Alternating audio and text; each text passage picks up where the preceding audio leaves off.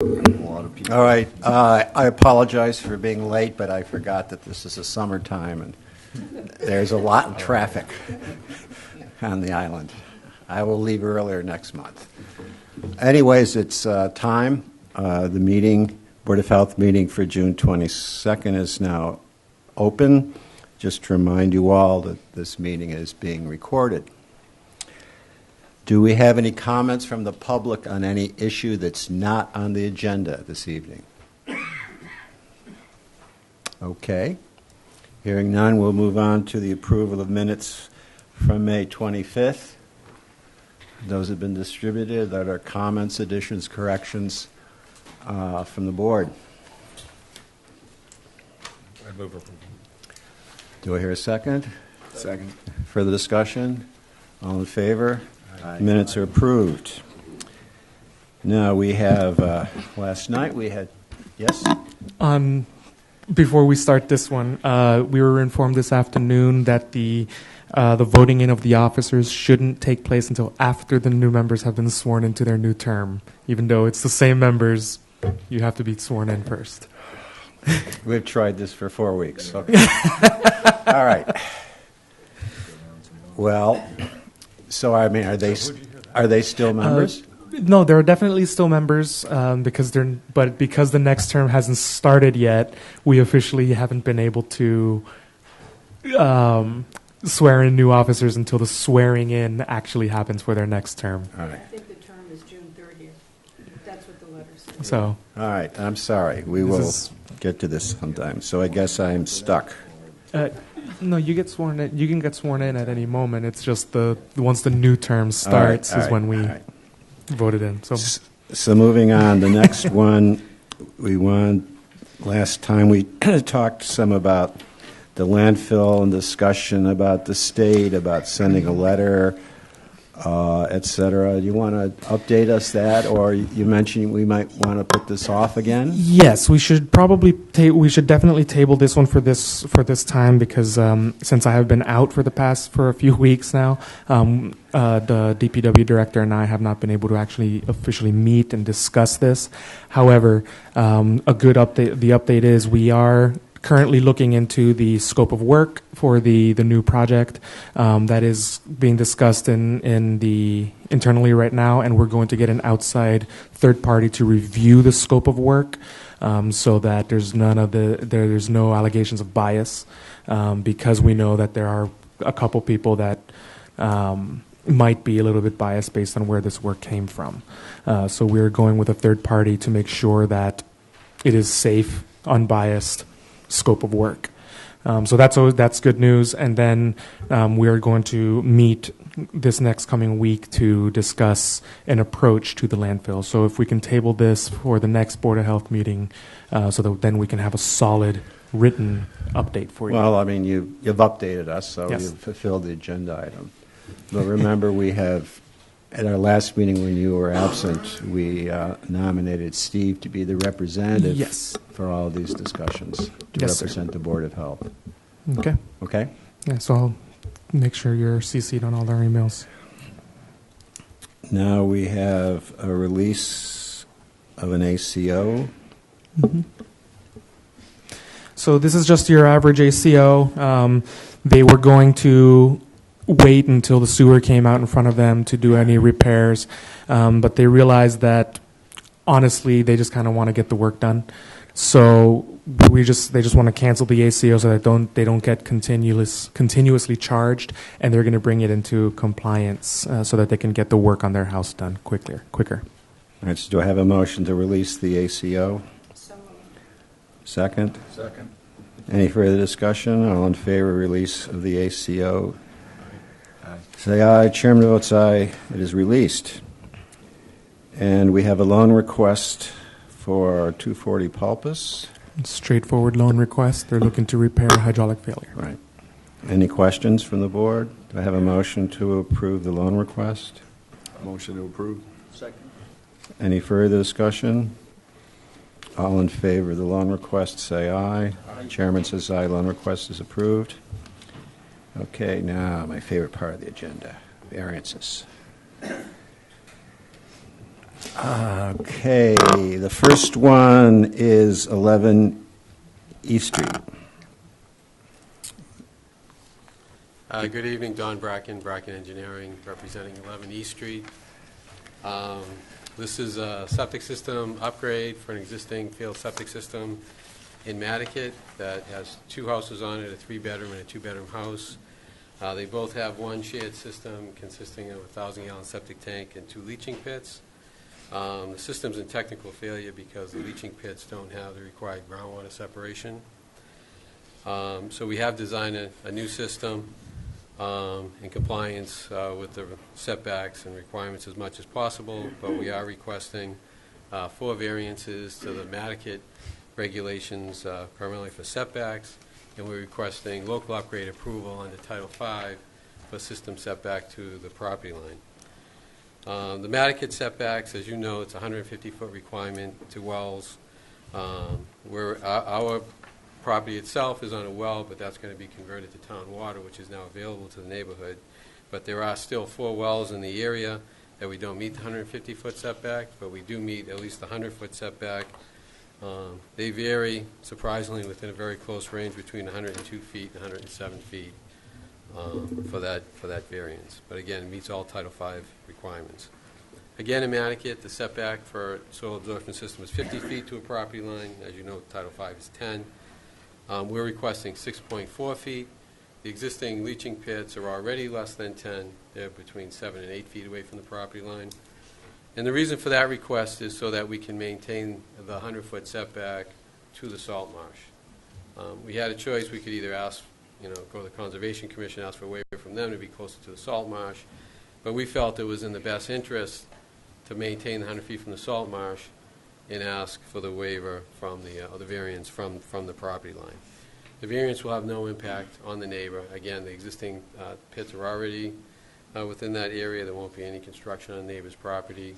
There'll be enough of a buffer to install the system without having any impacts on the neighbor. Another Nantucket regulation is you have to maintain 15 feet to a reserve area from the primary area. Because it's a local upgrade, we're not proposing a reserve area, which is typical for a local upgrade. And the last Nantucket one is soil absorption system to a nitrogen-sensitive area, which is 300 feet to the salt marsh. Again, doing the best we can, we end up with 102 feet.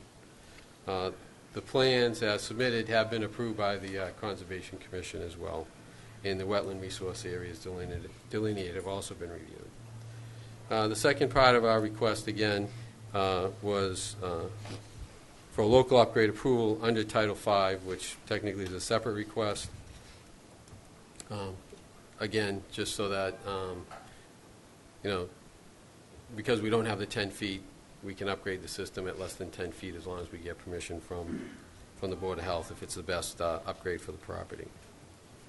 And with that, I think we've done as much as we could. We think it'll be an improvement. Right. Now, obviously, it includes an IA system, and we'll meet the 6-foot. There's not a lot of things you can do. No, we were fortunate. We had enough room to make it work, Right. what we thought was pretty well. Any questions from the board? Any comments from staff from the health department? No, we think this is a good request. Okay. Do I have a motion to approve this variance? Motion to approve, yeah. Second? Further discussion? All in favor say aye. Aye. Chairman votes aye. Variance for 11 East Street is approved. Thank you.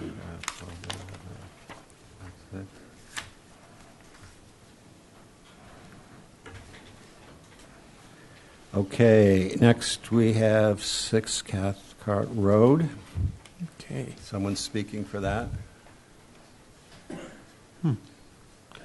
You're going to speak for that, then. All right. So this. Explain it to me, although I reviewed this.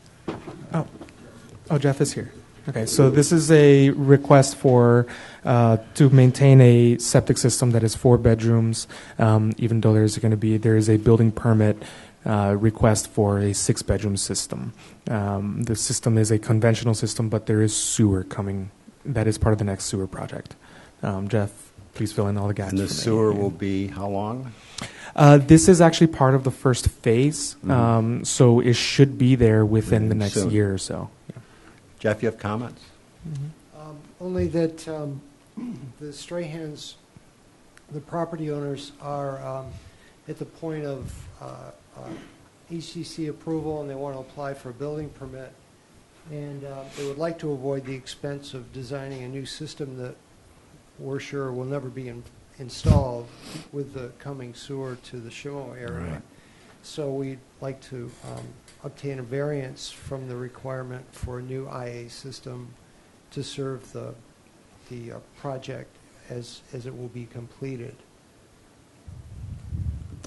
I can understand it, particularly since the sewer's coming, although if we approve it, I'd like to know that you would actually hook up immediately and...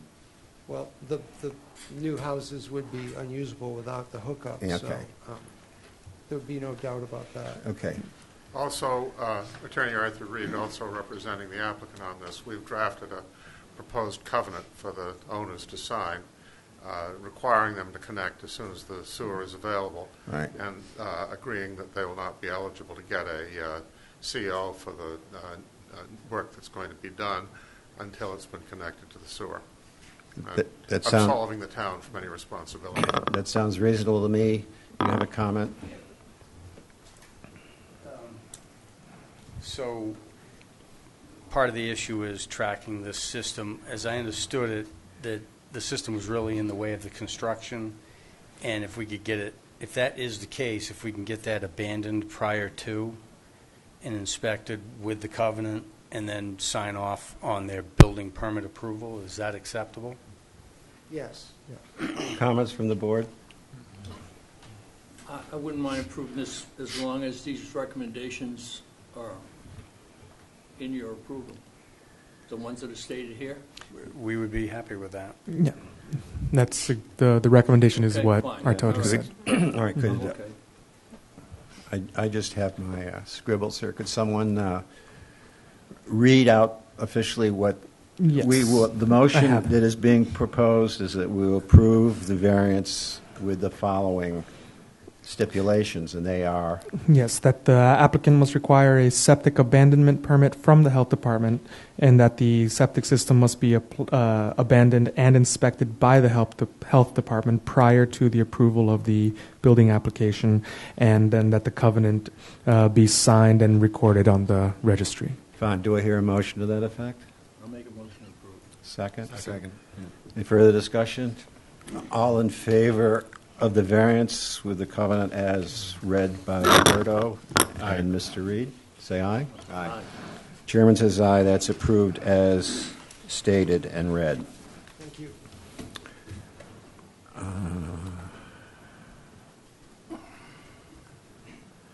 Okay, next we have 23 Yes, 23 Walwinet Walnut Road. Road, and that request is, hello again. Hello, again, these are going to get a little more tougher, I think, but Don Bracken, Bracken Engineering, representing the owners. The property is owned by Nantucket Island School of Design. Okay. Some of you are probably familiar with the facility there. Yes. Classrooms and so forth, and guests that arrive. They had a new system installed in 2001. That system was designed for 1,980 gallons per day. Not sure what the actual basis of that design was. I did talk to the original designer, and he believes at that time that they wanted as big of a system as they could have, but keep it below the 2,000 gallons per day. Now that we're going to be installing an IA system on the property, we had to take a closer look at what the actual flows are, because when we design the IA, we don't want to design it for a flow that's not realistic, because it's not going to work properly. These IA systems have to be based on the actual realistic flows. So we did some investigation and some consulting with the client, and we came up with a design flow of 830 gallons per day, which we would use to design the IA system. The reason why the system is in technical failure, it's operating fine, but it's in technical failure because it has a 4.7-foot separation to groundwater from the bottom of the leaching field to the groundwater. And in this particular case, because of the soil conditions, it already meets Title V without an IA system, but with an IA system, under your regulations, we need the 5 feet. So basically, it's about we're about 3.5 inches short. So we're asking for a waiver or variance, however you want to look at it, to be able to keep the existing leaching field and install the IA systems and have 4.7 feet rather than 5 feet. And the reason that we think this is justified, because this site and this system is different, a little bit more unique than a typical system. A couple of reasons. First, most systems that are designed in a sand, or the sand is removed, unsuitable soil is removed and sand is brought in. So most systems have a less than 2-minute or less than 5-minute percolation rate. This system was installed in a loamy sand that has a 12-minute percolation rate. And what that does is it allows much slower movement of the effluent below the field, which allows much greater treatment. And that's why under Title V, they give 2 different separations. You know, the slower perk rates can have less of a separation than the faster perk rates. So we think if you look at that and compare that aspect with other systems, you're going to get more treatment just with that aspect alone because of the soil conditions as you would with the system that was in sand at the 5 feet. The other unique aspect with this is that, as I mentioned, the field itself was designed twice as big as what is actually required. And to go along with that, this system includes a 3,000-gallon pump chamber, so it's pressure dosed. And that gives us the ability to send certain volumes of effluent into the field at one time so that the effluent spreads out across the field and has much more soil contact than a typical gravity-type system. I'd also like to point out the fact that, as you know, it is a seasonal use, and we think that financial hardship should factor in somehow, but mainly we think that it stands alone based on the environmental factors. We feel that the same level of environmental protection with this system can be achieved as compared with other typical systems that do meet the 5-foot separation on the island. And with This that, would yeah. require, though, if you didn't do it, the bump. Well, it's already raised. So basically, we would take out what's there. We'd put in a smaller field if we have to take that out, and we'd raise the whole field by 3.5 inches. So it just seems that, again, this seems like a reasonable request to us given these particular circumstances. We don't feel that there's a precedent being set. I believe we understand completely. You have to draw the line. The line is at 5 feet. But I think in this particular case, I think it deserves consideration. Are there other options? No, the only option would be that I see at this point would be to dig it out and raise it. Questions from the board? Has the board ever granted a variance below the 5 feet before? Only once before we granted a variance to Mr. Kaiser. He had 4.9 feet. Yeah. It was a 0.1 inch. It was a 0.1 foot. We had long discussion about Precedent. What does 5 mean? Comments from the health department staff? Would you mind? Art's been dealing with this the most. While I do feel for the homeowner on this, 5 foot, they're already getting a 1 foot reduction due to the IA. To go further than that, I think, could be detrimental to some degree. The greater the distance, certainly the better the,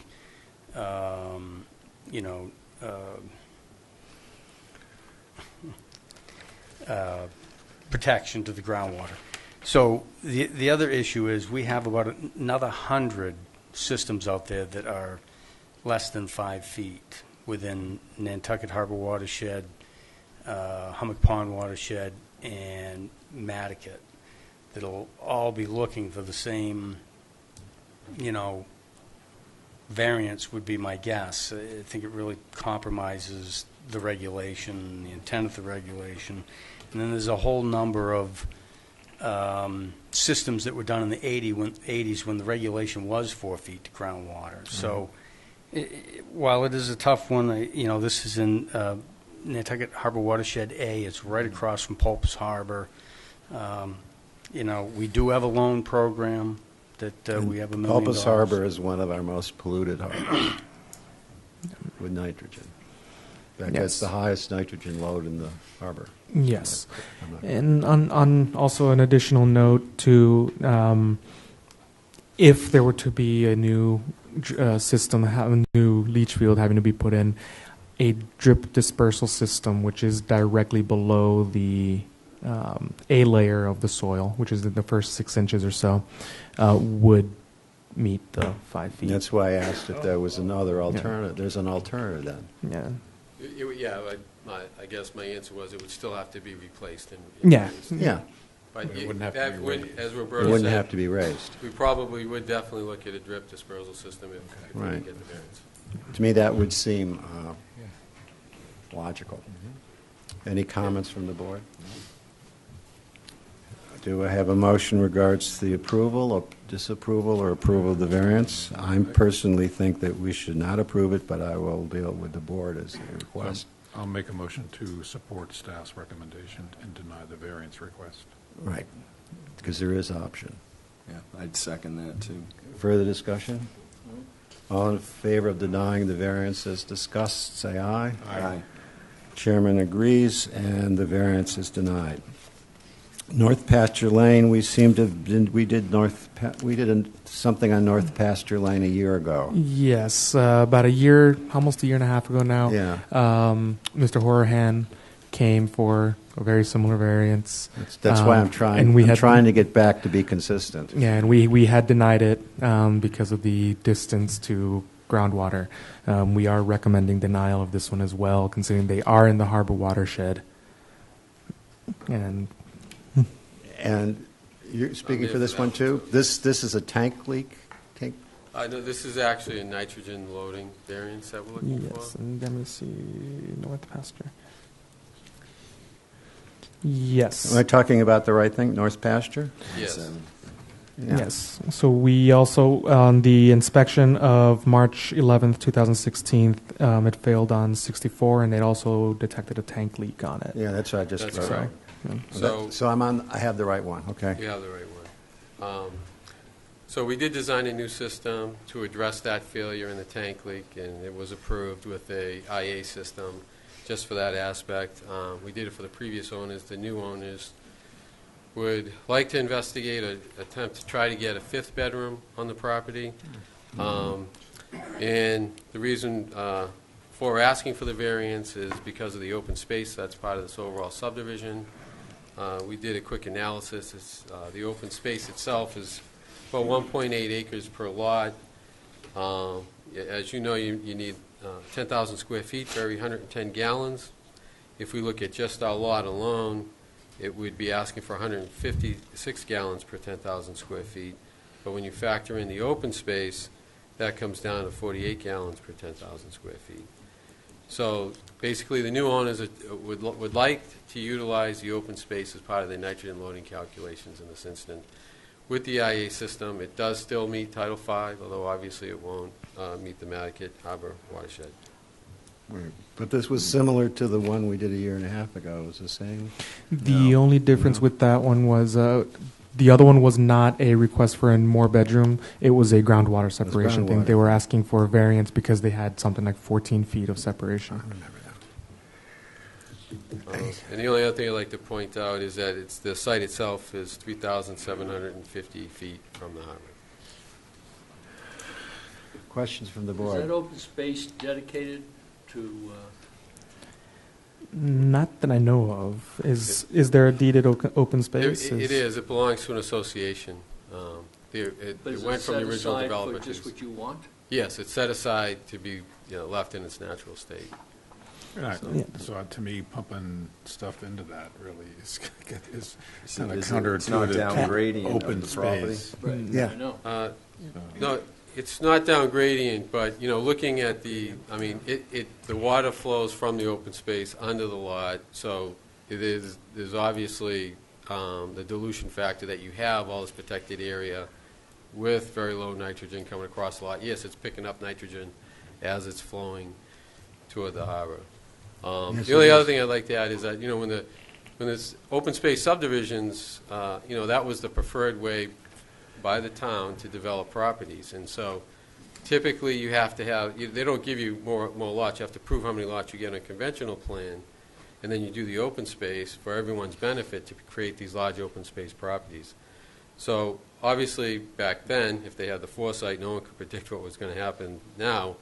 They're sort of being, the lots themselves, maybe not the people, they're being penalized for being an open space community rather than being a standard subdivision. So the owners, obviously, anyone that owns in there feels that they have a right to have the benefit of that open space when it comes to, something like this. So. Well, Go ahead, so please. the current the owner purchased it knowing that it was approved for a 4-bedroom, right? Correct. So, Correct. And it was only after, so, if it was a 5-bedroom, the prices would have been a lot higher, so I don't understand how, it doesn't make a lot of sense to me. Other comments?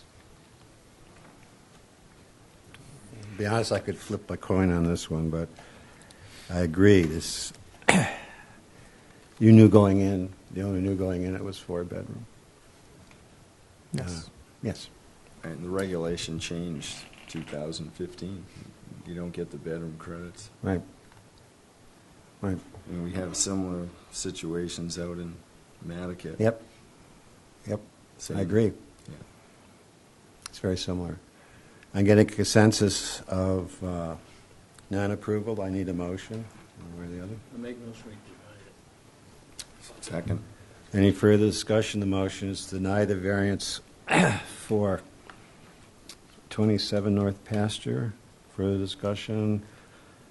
All in favor of denying the motion, the variance, say aye. Aye. Chairman says aye. That variance is denied. Thank you for your time. So we approved 1 out of 4, that's so. No. There's still one more. Oh, tight tank request. This is, let me see my notes here. 135 Walwinet Road. Yeah.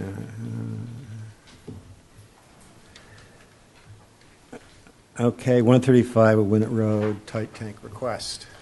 For the applicant, Arthur Gasparo. I'm before you tonight to request approval for a tight tank at 135 Walwinet Road.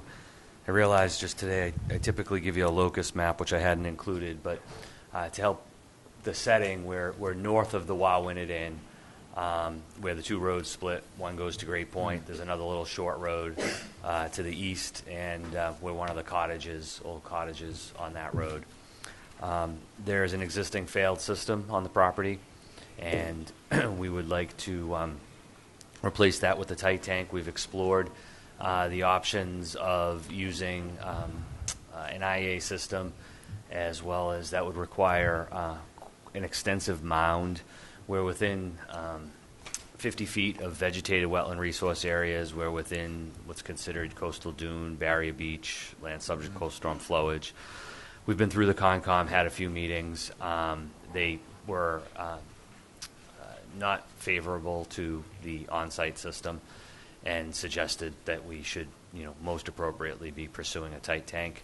So we've changed the design to the tight tank, and as of last night, they voted to have their administrator issue an approval for the overall project, including the tight tank.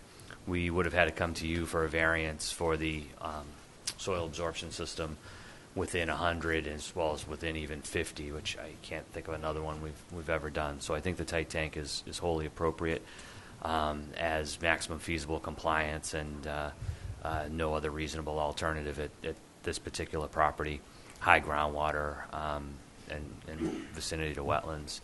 As part of the project, the owners are also looking to raise their structure to conform with flood zone requirements, renovate it, and slightly expand it. The expansion is primarily within the footprint of existing decks and porches. I've included floor plans with the application, and then I provided a supplemental letter, which I don't know if you had received, and I have larger copies should you want to look at the floor plans. But essentially, it's a 4-bedroom house right now, which we've documented in floor plans for existing conditions. And the proposed house is also going to be a 4-bedroom house with the bedrooms, in the interior space, essentially slightly larger. And with that, we want to be sure that they're going to be able to go proceed with the renovation project and obtain a building permit and sign off on the tight tank. The issue becomes, and with we've seen the staff report suggesting that would be denied under the criteria of new construction. We would present that, in fact, with no new bedrooms, combined with this particular case of the environmental concerns, the wetlands, the groundwater, the modest, expansion of the house, that it would be appropriate for the board to allow a connection of the renovated structure to the tight tank. No additional bedrooms? No, and if No it would- room that's going to turn into a bedroom magically next year? No, like I say, if you would like, I have floor plans that I could distribute to you. But that- we just got, I really haven't had time to look at those. if you don't mind. I have a thought, but let's see what the board says. I wondered. Go ahead. So you said the proposal was within the existing porch structures, but it looks like there are 1, 2, 3 proposed porches. And I know the plan's a that little goes bit out- hard to that follow, but essentially goes what's outside shown that? on the plan in red is what is the existing footprint of Oh, okay, structures and okay, decks. okay, all right. And then in the black line is essentially what is the new structure. And that's why, if I could, I really think that these would be helpful. So there's one It proposed would be, porch my that's problem outside. is I wished I'd had those with the original package, so they're Well- really not, I don't know, they're really not part of the package at this point. I would think, in all respect, it's fair to present information It's at the fair. hearing It's to try fair. to support our Fine. case. But I have And I not. I I'm just a little- got them from I'm the a little architect. slow sometimes. I like to Okay, review well- things ahead. It's hard to get things, we got some other information the day of the meeting. It's Yeah. hard to get Yeah, it there were and drop what we're doing. I- and there were have- take a 3 look at things it, that were so- added today that we got emails So today we- about. So, I or did your- include the floor plans in the original, and then I saw the staff report, so I wanted to clarify. And the staff report came out, of course, after the sort of the deadline. So one of the plans is the existing condition. I have them. Right, and all I did that's different from what you got is that I added the bedroom numbers on both the existing and the proposed. So that was really and tried to, I'll go back to the microphone. And tried to clean up the drawings. What is the addition, how many square feet goes from the original house to the new plan? It looks like it's at least So on the 30 to 40% bigger than the original building. right, if you look on the site plan that we provided in the lower left-hand corner is a structural footprint analysis. Because we went through this with the Conservation Commission in quite a lot of depth. Essentially, there is an increase of the interior space from 910 square feet to 1,376 square feet. But there is a reduction in the steps, decks, and porches from the 1,316 to the 848. So, again, that's kind of the trade-off where ultimately the footprint on the ground, they are enclosing space that are currently decks. That's really the gist of the expansion. So the house is getting, I do the math in my head here, 466 square feet larger. But Of that doesn't interior. include taking the outside decks and turning them into living space. It does. It does? Yeah. Okay. Yep. So right now, enclosed area is in terms of footprint. They are, I'm not doing gross floor area. I'm looking at it in terms of footprint. And there is a second story that is involved. But in footprint, that's the increase that we'd be looking at. But again, we think that the real point of the position here is, of course, that the number of bedrooms remains the same. The same. You had 4 bedrooms. Under the Title V definition, we meet Title V. It's the piece of the local definition that states addition of enclosed space under new construction. Well, the other problem says that Regulation 50 states that there'll be no new construction is allowed with the use of a tight tank. So renovating this house is new construction. Well, I don't know that that's exactly it doesn't say that there'll be no new construction on a tight tank in Regulation 50. Regulation 50 is only the definitions. I mean, we're not adding bedrooms, and again, I would much prefer this earlier. Nobody's trying to take away the 4 bedrooms, but it's what's... And there's nothing here that looks like it could mysteriously turn into a Well, I bedroom. mean, you could always come back and add a room, which is, they call a library. You know, with 4-bedroom septic, what's the room count? 9? We're not. Yeah. If you vary from the new construction definition in our local regulations, they can have up to 9 total rooms in here, so they could add another library, office, game room, and something else. Which, yeah. Well, I mean, we could put a stipulation on it that this existing building, as it's going to be proposed, stays how it is. The other problem we have, though, what's going to happen eventually over Millie's Bridge when everything ends up in a tight tank? These people will be asking to expand their house, put second Well, the floors on all same those thing, little cottages. they can only have what they have existing in the ground for number of bedrooms on their, prior to changing whatever their septic was good for. and nothing to me has really Huh? changed. Not, right. Yeah. Nothing, right. Our- Bedroom-wise. No. Arthur, you have a comment? Yes, if I may, I also represent the applicant on this one.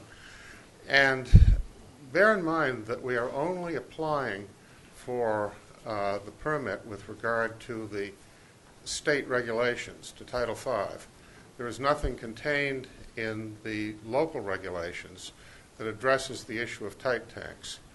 And the mention of the local definition and of new construction conflates the local regulation, which is inapplicable, with the state regulation, which contains its own definition of new construction. And if you read the definition of new construction contained in Section 15002, Title V, new construction is the construction of a new building for which an occupancy permit is required, or an increase in the actual or design flow to any system, or an increase in the actual or design flow to any non-conforming system above its existing approved capacity. It says nothing about the language that's contained in the local bylaw about additions, and therefore the local language is inapplicable. You have to use the definition contained in the state regulations when applying the state regulations. I think it's a matter of law. A couple more comments, Well- and we'll move on. As much as I don't want to disagree with the counselor, Yeah. I disagree with the counselor because I believe our local regulations work in conjunction with Title V, such as 6-foot separation of groundwater and all the other different things. And so they don't work separately. They work together, and that's how we've been enforcing them. Although in this case, there's not, I don't think there's anything we can do but put a tight tank in here. Yeah, it's, Yeah, I mean, it's in a that's, tough so, spot. so I mean, you have to do that. There's no other choice, so Yeah. however you want to argue about. Well, the issue is the definition, and we're using it, for example, in Nantucket Harbor Watershed to get IAs on new construction, Right. where we also get them for. But this is, It's the same definition we're using here. Yes, that's but you all. can't put an I system here. Yeah. And it's not in, it's outside the zone. Yeah, so, I mean, I'm comfortable with granting this variance. I don't know about the rest of the board. Please, go ahead. I'm just So, thinking out loud. all right, it sounded like is there a disagreement between you and council on this local Board of Health Regulation 50? I mean, I'm trying to understand where the Yes. difference. So the disagreement lies in that we have a local regulation that is stricter than the state code, which is allowable. And in that local regulation, in that section, we add a part that says new construction is the construction of a new building and or an addition of enclosed square footage to an existing building. So in this case, it is considered an addition of square footage to an existing building. That's where they trigger the staff's position that you're basing your findings or recommendation on the local. Yes, because it is more And strict. And you believe that's legal and, that's, We believe so because it is a more strict regulation that works in conjunction with Title V. okay, thank you. And if I may, we're not applying for any relief under the local regulation because there's No. no Yes. requirement that we do so. So I'm not sure Yes, we that concede that. argument Yeah, is a hypothetical argument here. that's fair. Because the question is a tight tank, and there's no other choice. There's no other choice. Okay. I mean, no other choice. Fair. Any comments from the board? We have a comment over here. Thanks, Mr. Chairman. Cormac Collier, Nantucket Land Council. I don't have an opinion on the variance request, and I guess I'm getting a little lost in terms of what is actually being discussed. I just want to make sure that the definition of new construction and what they're utilizing is not going to impact any of our ability to enforce new IA systems or the requirement of getting new IA systems in the harbor watershed. It should not. It shouldn't. I think we've been cause the pretty, issue. Yeah. we've been pretty strict about IA systems. Yep. And I think we've insisted upon them in 99% of the cases. And here we have a situation where I don't know Yep. what to do.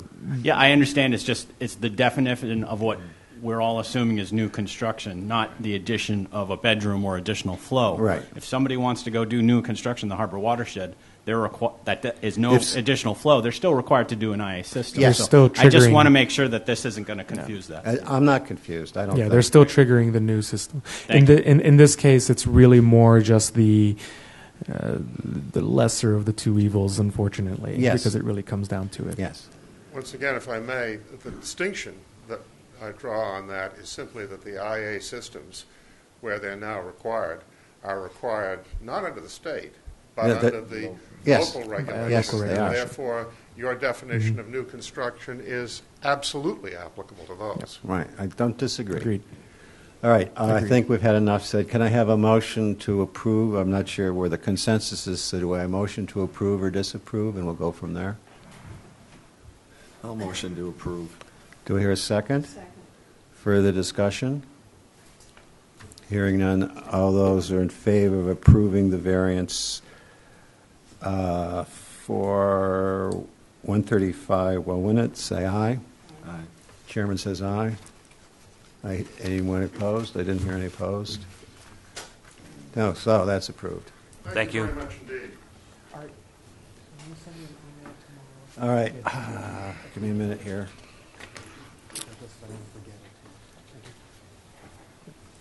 13, well, septic appeal, Yes. 36 Wigwam Road. Oh, this came up last, It came Yes. up last month. last yes. month. Thank Yes, you. and you allowed me to, We allowed you to, 'cause Proceed. you weren't in your 30 days. What I would really like staff to do is when people hold these permits, to tell people they really are not supposed to be putting wells in, because this is the second or third time we've had an This issue. is the second time a person has jumped the gun, has not waited for the 30-day review period. Right. So it's I mean, 90% of the time it's okay, Mhm. but every now and then there's an objection, so they need to be Yes. fairly heard. So please, yeah. when someone pulls a permit, We'll iterate it. put like on a red stamp, all right? Wait Yes. 30 days. I'll say, go ahead, sir. Just introduce yourself again and tell us what your problem is. My name is Philip Giuliano, and I'm requesting, as I did before, a change in where the septic system, the proposed septic system is placed. I've had an opportunity to go down and review the health department files and their leaching and what they had as far as the flow, groundwater flow, and a couple of things I'd like to call the attention of the board, that since the new regulations starting next year about testing water wells is now in effect, directly across the street from me at 35 Wigwam Road, that actually flows towards my well, and it's within my area, so I'm going to have a possibility of contamination of my well. That's on 35, and that's across the street. My issue had been there were two other ones, one at 33 Wigwam Road, which was just a little bit further to the west. That flow, apparently, when I understand, will not impact my well. The current one, the proposed one, is within 120 feet of my well. I understand that it's a 100-foot circle, and so the septic system is outside the 100-foot area by roughly 20 feet. However, I had requested that the septic system be either further moved closer to the lot line. There's about 55 feet difference between where the septic system is proposed is and the lot line. Given the 10-foot setback needed prior to putting in your septic system, there's 45 feet that septic system could be moved further to the west. The lot is roughly a little over an acre, 50,000 plus square foot. The way the plan is now set, the holding tank for the house in the flow is just outside the back door, or front door actually, of the house, which is probably close to the middle of the lot itself. And that's about a 36 foot to 36 and a half foot elevation. The septic system is a 38 on a 38-foot elevation, and that flows uphill from the holding tank to the septic system.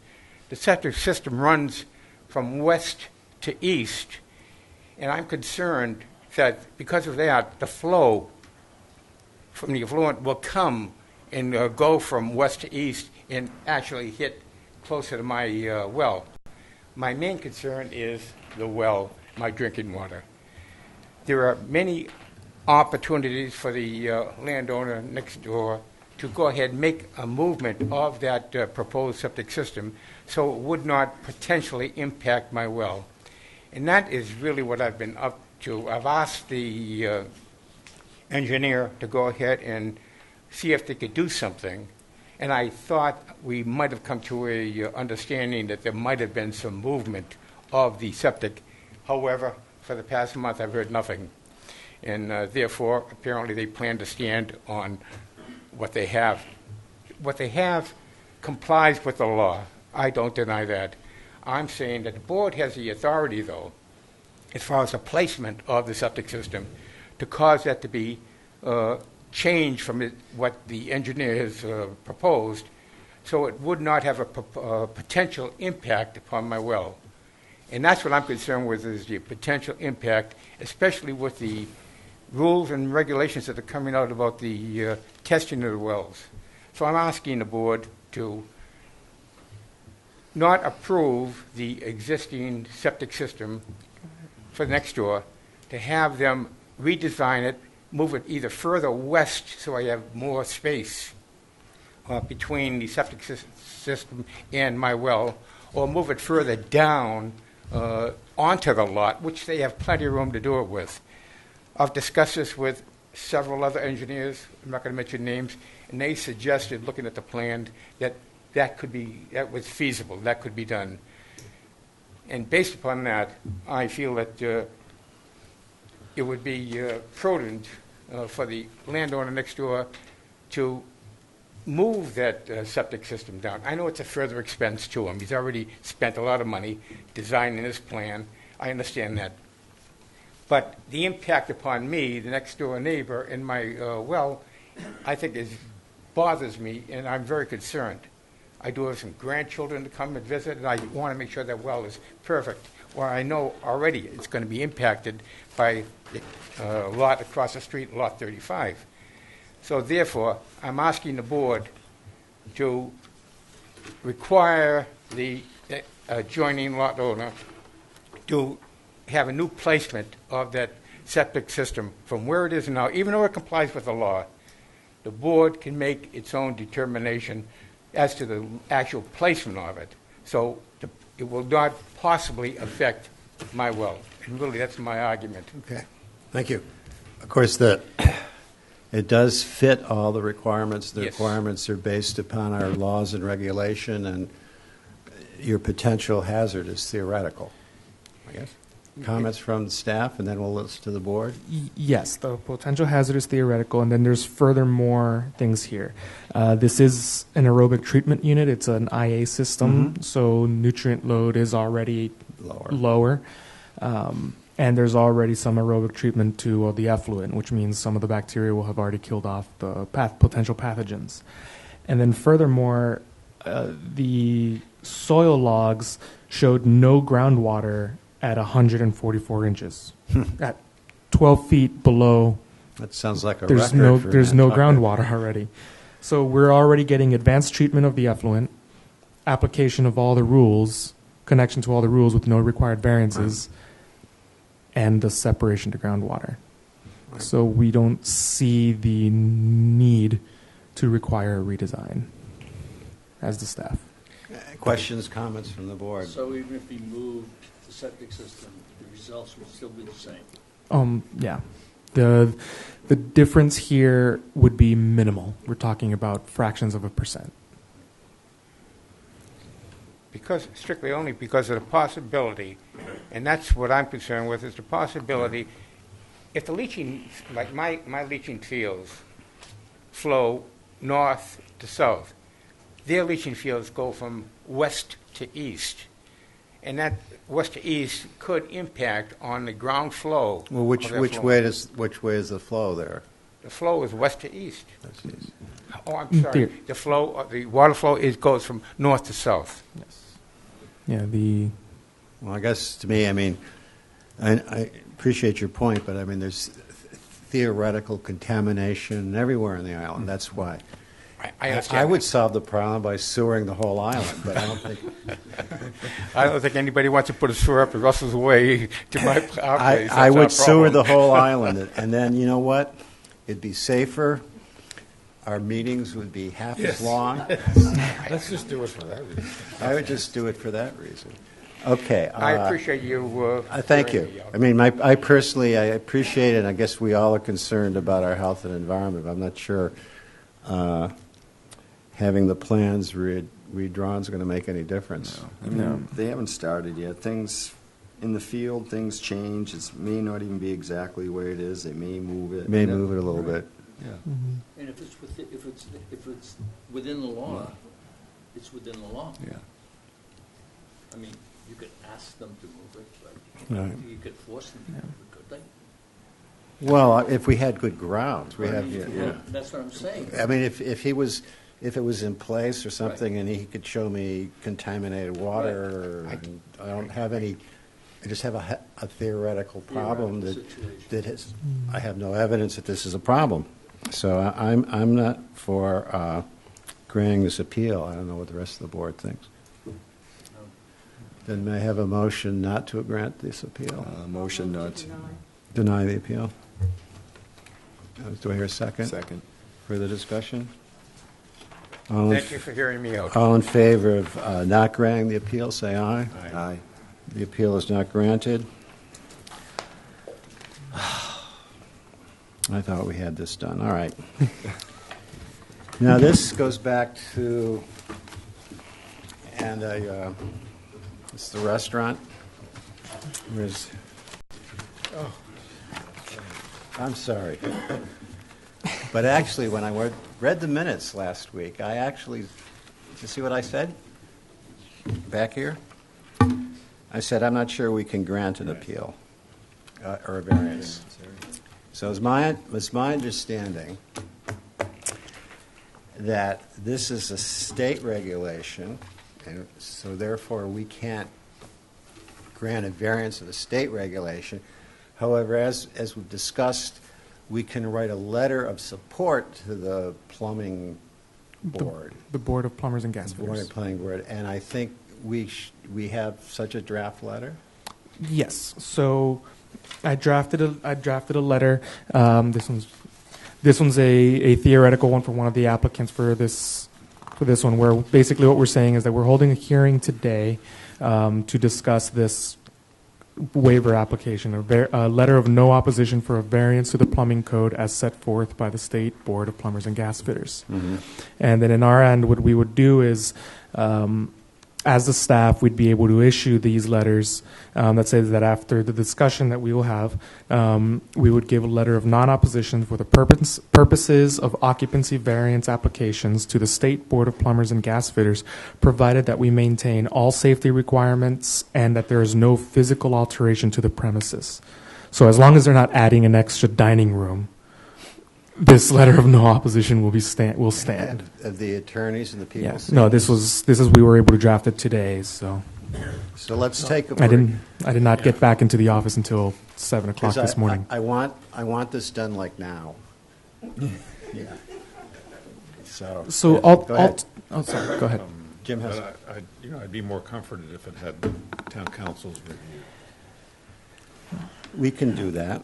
But personally, I'm just speaking personally. No, I agree. Town council is already reviewing the process and everything that we're doing, and the vote that's happening. We are expecting a response from town council soon.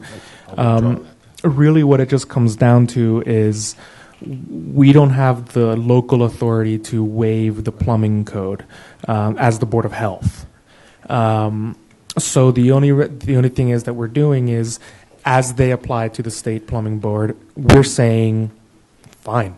Fine with us. Fine with us. Because really what it comes down to is all of these restaurants have been operating in this manner for years without a problem from the health department. They've been maintaining it. So what it comes down to is this is the way of us supporting the restaurant owners and saying, yes, you're operating okay, and we agree with the way you're operating, as long as you maintain health codes. It's really what it comes down to. Do either of you two want to comment on this? Mr. Chairman, if I may. Kevin Dale, representing Lola 41 and Station 21. I have two concerns. First, it was made clear to me at the Tuesday municipal meeting, and I think by this board on May 25th, when this first came up, that the Board of Health would recommend the state variance, not simply say no opposition. Two very different standards here. Secondly, so I would ask that this letter not be used and the letter be revised to say that the Nantucket Board of Health recommends to the Massachusetts State Board of Examiners of Plumbers and Gas Fitters that the particular restaurant that applied for the recommendation be issued a variance for an occupancy load that the restaurant can justify. In respect of the occupancy load, I think that should be stated in the letter. And I provided this board with occupancy load plans for both Station 21 and Lola 41 that shows that the existing and current occupancy load for each restaurant is 99 persons. It's not an increase, no physical changes to the restaurant.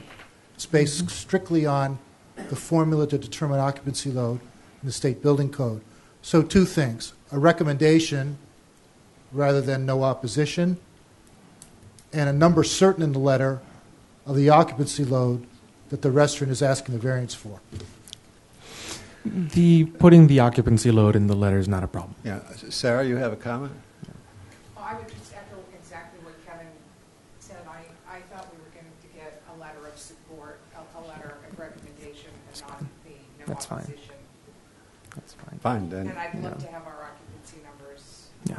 which I haven't been able to provide to her today. Yeah. Will That's town fine. council Yeah. give us the okay on whatever is going to go out?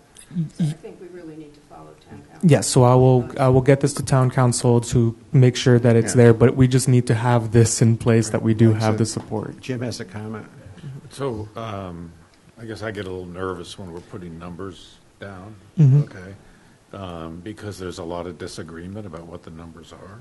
Okay. Personally, it's just my personal, I know that the Board of Selectmen, Amy, we had a discussion yesterday about an applicant who was coming forward, and just the question again about what is the occupancy? Who does it include? Is it seats? Is it turnover? Is it lines out the door? Is it people in the toilet? Is it people, serving drinks at the bar? And I just That does make sense. That actually makes a lot of sense because, and ultimately, we don't have any jurisdiction over what the occupancy load is. All we're doing is saying, fine, apply for the variance. We will recommend it. My question is, why doesn't the letter come from the building department? Because that's We have no right actually doing what we're doing. Well, we that's do. actually not the building department's fault. What happened was the plumbing department, when plumbing was first really when indoor plumbing was really becoming an issue, becoming new, plumbing used to be actually part of the Board of Health. They used to be part of the health department. So the original laws and regulations that were passed actually fell under an MGL, and they require the Board of Health. So it would literally require an act of Congress to remove this variance request process. It's an archaic thing. It's a relic from 70 years ago that we do end up having to own, unfortunately. Well, then why don't they go to the plumbing inspector and have him give them a letter? Because the law actually requires the recommendation from the Board of Health. I'm sorry, but we're it. Okay? Yeah. We got tagged, All right. Yeah. and we're trying to figure out how to help people without. I have no Doing what's problem correct. issuing letters of recommendation for bathroom occupancy waivers because the restaurants as they work today are working fine. They are the Board of Health is not going to, the health department is not going to go out there and count 20 people per bathroom, 30 people per toilet. It's not what we're looking for in our inspection. So really what we're trying to do is, if you can give the staff the authority to draft the letter with town council in conjunction with the restaurants, to get a letter of recommendation out for their waiver applications to the Board of Plumbers and Gas Fitters in order to put this to bed. Is it only till the day after Labor Day?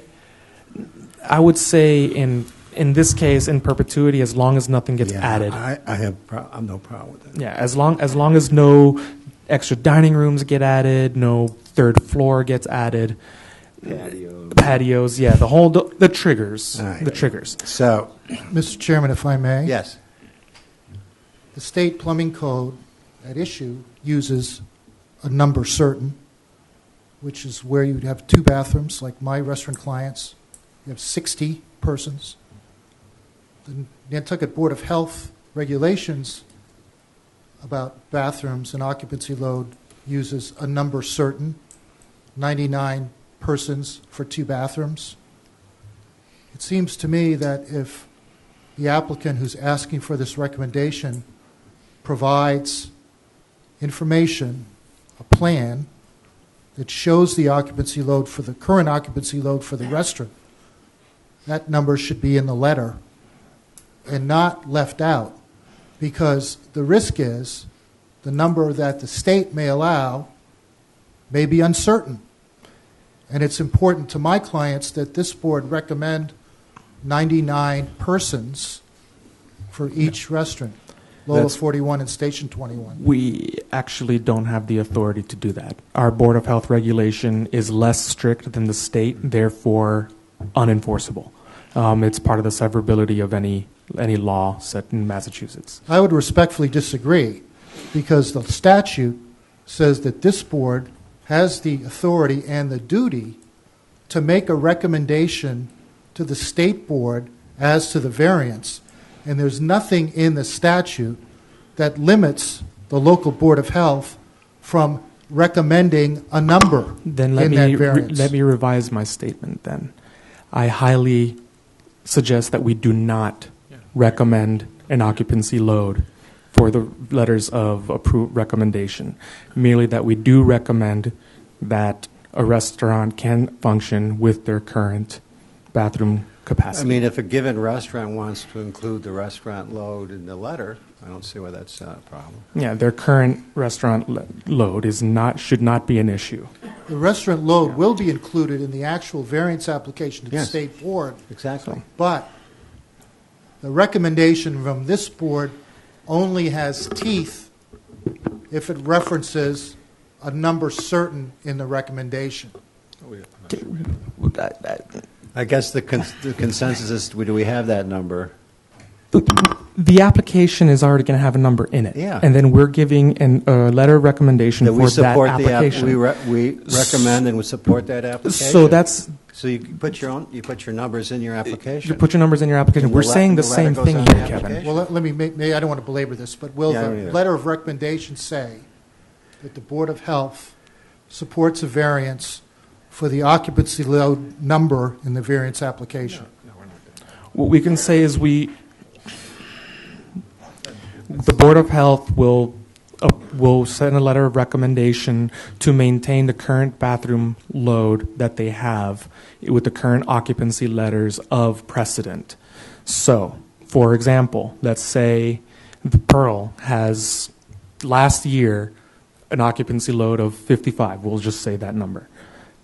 If they're maintaining 55, that will be fine.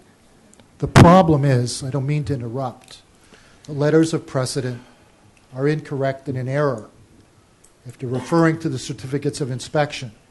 I provided the board with 2 current plans that are current This and morning. are accurate. No, one yesterday and one today when I got them, to be clear. But each plan shows the current occupancy load for each of my restaurant clients. And that occupancy load number is 99. It's not what's shown on the COIs. So it's important for me that if this board is going to send a letter of recommendation to the state board, that it recommends the number in the application that I prepare.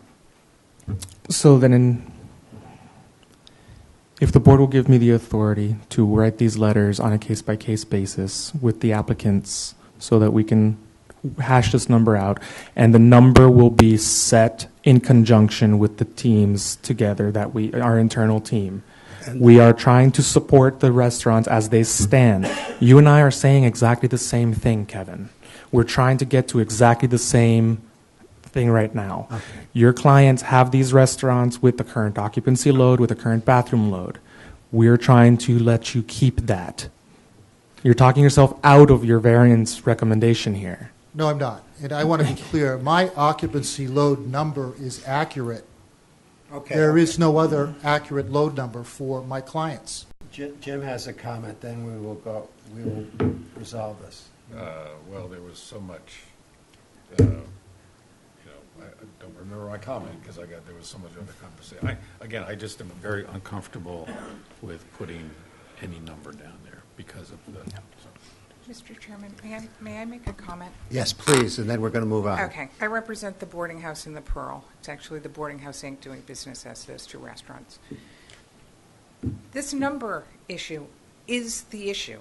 It's the crux of this entire problem. It is the number. If it weren't for the number, we wouldn't be going through any of this.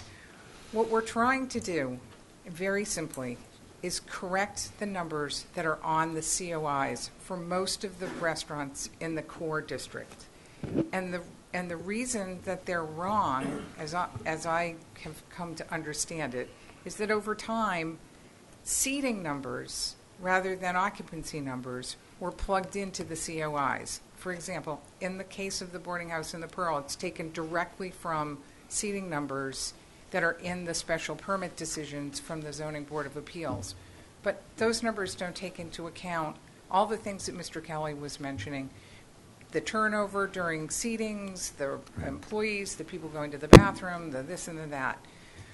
So Mr. Butler has asked for seating plans or layouts, restaurant layouts, so that he can get correct numbers for code enforcement for these restaurants. When you do the actual occupancy loads, the numbers are, of course, larger than what's on the COIs, which are the seating numbers. Mr. Butler, rightly or wrongly, does not want to change those without authority from the various agencies. I think he has the discretion to do it on his own because he had the discretion to set the numbers in the first place, but he does not either feel he has that authority or doesn't want to exercise it. So at least in the case of the boarding house in the Pearl, when you do the calculations, there are a bunch of different ways to do them. The boarding house in Pearl meets all of the qualifications for their seating, which is 124 at the boarding house and 173 at the Pearl, except when it comes to bathrooms.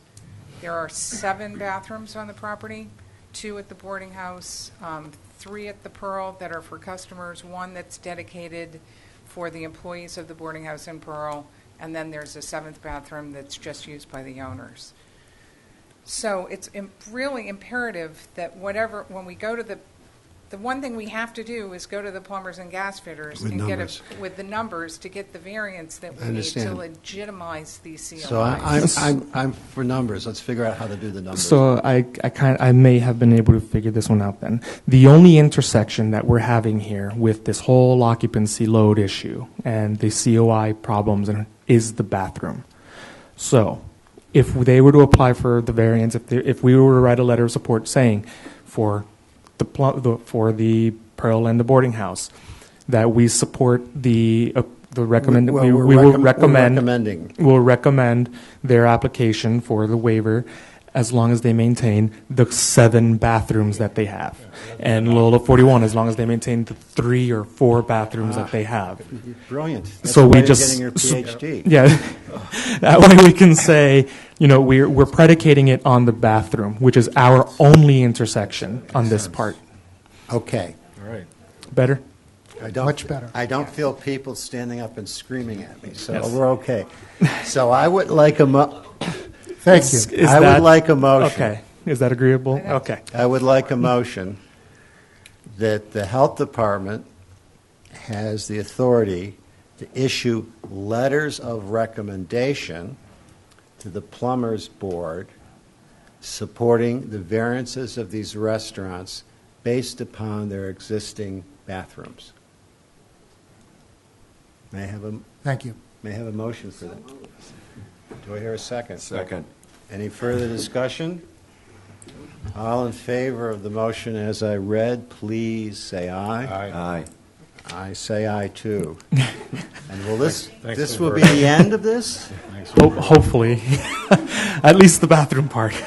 And the one thing is Helene, why don't you just make sure you run it by the town council? Yes. And if you could do Yes. this soon. Yes, 'Cause I will. I'm sure these people, ladies and gentlemen, are. I will get to work on this as soon as I get into the office. That's the Okay. first thing I'm going to do. Thank you. Okay.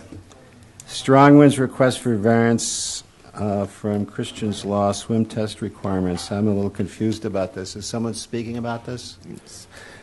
So the current, this Here comes- year, but just by way of background on Okay. Christian's Law, this is the first year that Christian law is being enforced by the state. It is a law that was put into place based on a person who had drowned, and it's a drown prevention law.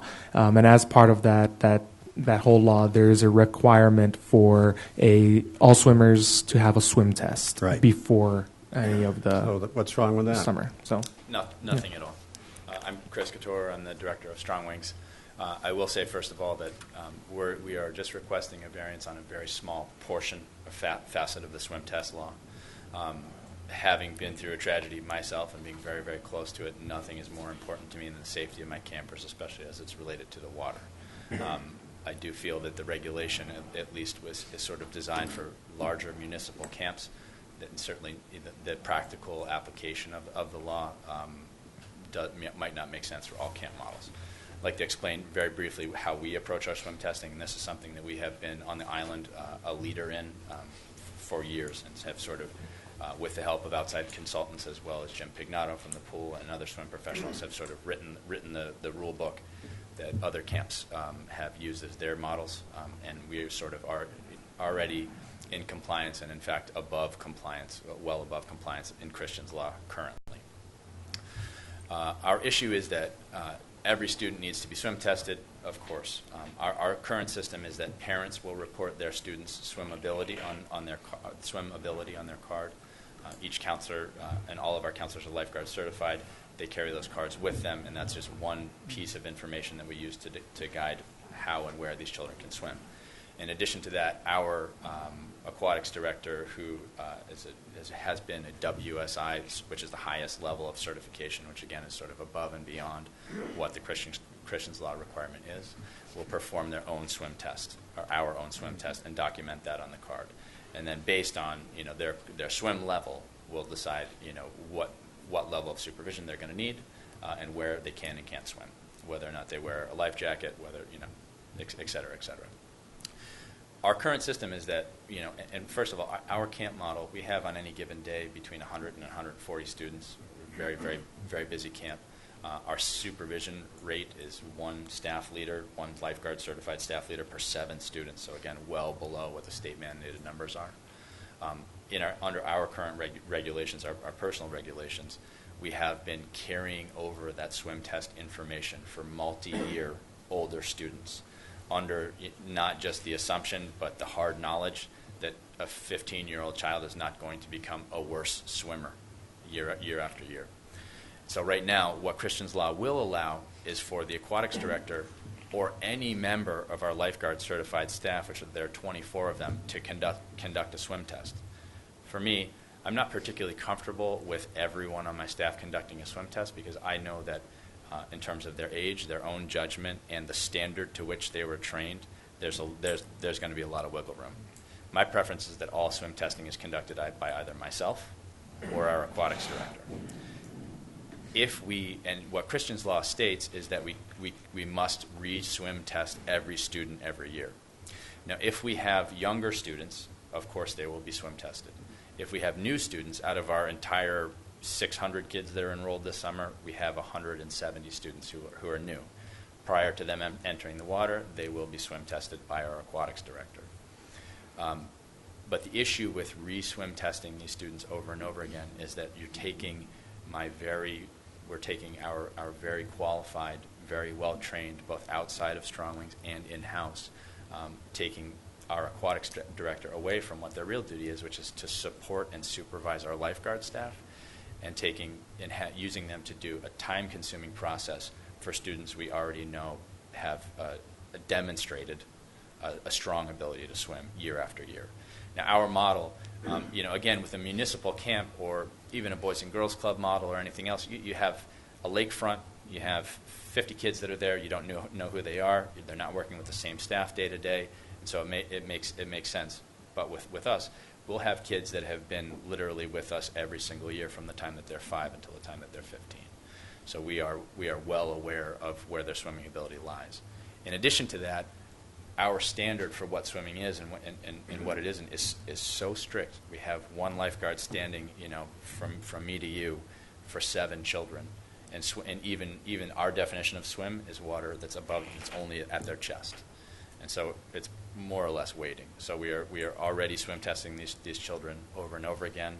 They're literally within arm's reach. And if we were to follow to the letter of the law this portion of Christian's law, you're taking our aquatics director, who's a highly trained individual and very competent, and saying we're going to spend their time retesting on any given week 140 students before they can enter the water. when in fact my preference would be that they spend their time working with kids that we don't know and supervising and supporting our lifeguard staff who are well-trained, who are supervising children that we already know have demonstrated an ability to swim. Our process there is once our aquatics director or myself have done that swim test, we have a form. The form is filled out. The form is based on Red Cross standards, and it's also based on my own work with Jim Pignato in determining what makes sense for a swim test in an ocean environment, which is not something that's laid out typically. It's usually something that takes place in a pool. We want to make sure that, just like Christian's Law states, that our swim tests are actually applicable to the conditions under which we're going to put those students in. It's documented on a form. It's carried over onto their card. It's then carried over onto a spreadsheet. At the beginning of that season, our aquatics director, who is a 3-year employee, will then use that spreadsheet in his clipboard to say, yes, this child has been swim tested on such and such a date. Their swim level is level 3. They're good to go within our typical standard. So the variance that I'm requesting is that we are granted the ability to carry over our student demonstrated swim ability from year to year for our oldest students. Couple questions. How long does it take to conduct a swim test? The swim test itself probably takes less than 5 minutes. However, preparing students to take the swim test, giving them the briefing that they're going to need to conduct themselves appropriately and safely on the beach while they're waiting for everyone else to do the swim test, that takes a lot more time. So you're looking at per group, and again, we're traveling by bike with these students, so they may arrive at a South Shore beach after a 2.5-hour bike ride. Their time in the water is limited, and then we have to factor in the time that they need to get back as well. So we're not saying we're going to show up on a in a bus at the beach and we're going to swim here all day. The time is limited. So per group, you're talking realistically about 10 minutes per student, and on any given beach you may have 3 to 4 groups of children, and we won't let the remainder of the group swim until we've taken care of the swim test. And while that's happening, our aquatics director is in the water swim testing a student, when what they could be doing is making sure my lifeguard is actually paying attention and doing their job. And how many of those per week would you do a swim test per week? 40, 50. I mean, if we follow this and we have 120 students or 140 students, if we would like them to get in the water during week 3 of camp, in theory, we're probably doing 75 swim tests per week. And what happens if, supposing in the last year or since the last swim test, the child has some kind of injury you don't know about, and can't move his arms as well, or has developed asthma or something? Yeah, it's a great question. I mean, there is, again, a portion of their student card, which is something that the aquatics director actually manages, are special conditions, which is something that a field that the parents are required to fill out in the online registration in order for that to be completed. So if there are special conditions, number one, we have their health records as given to us by their pediatrician, but also the parents are required to fill out that form in order to successfully register them.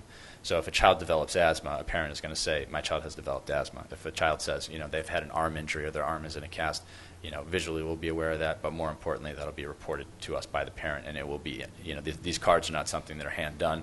They're automatically carried over from that system. Supposing you grant the variance, most that typical child, you would still want a swim test, yes?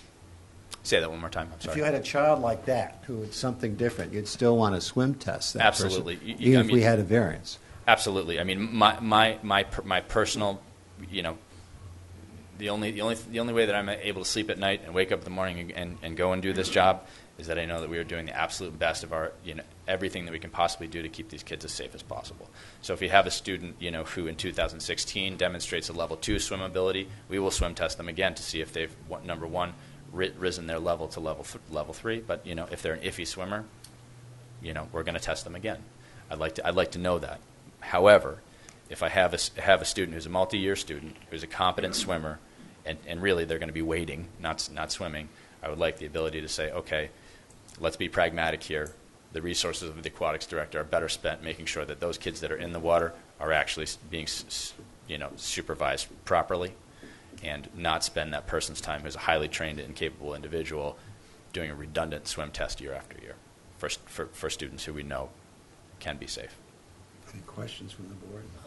All I'm saying is, this is my own opinion. If it was me and I was in your position, I would I would test swim every kid that walked into that place. You know, year after year. to be honest with you, I wouldn't take anything for granted. I really wouldn't, but that's me. Well, no, I mean, that's why we're here to discuss this and come to a resolution. I wrestled with even wasting my time and the groups with this request, and again with an eye towards safety more than anything else, and I really feel like what would keep the kids safer is the ability to make sure my lifeguards are always being watched, and that person who I've worked with for the past 3 years is spending their time doing that and not spending their time doing something that's redundant.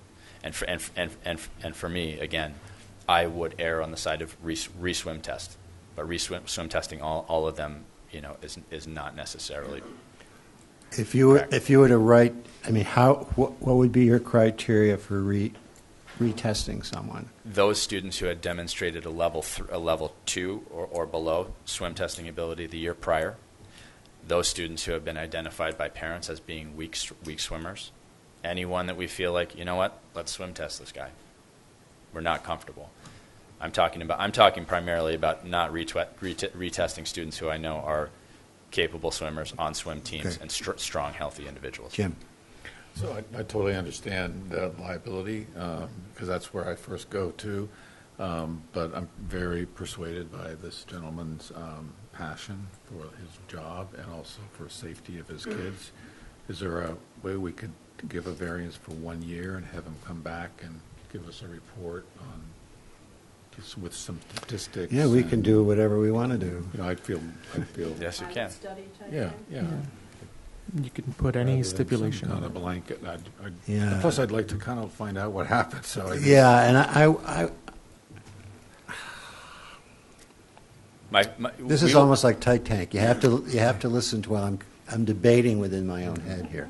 I wished I knew more about this in the sense that because we're leaving the judgment up to you as to who to retest, which is probably okay.